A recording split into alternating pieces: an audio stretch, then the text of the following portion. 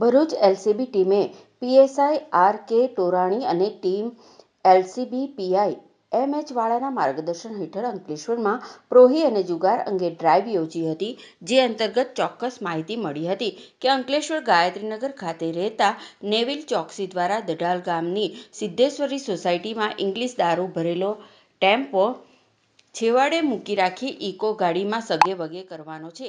જે માહિતીના આધારે પોલીસે દરોડા પાડી સ્થળ પરથી દારૂનો જથ્થો ભરેલ ટાટા ટેમ્પો અને ઇકો કાર ઝડપી લીધી હતી.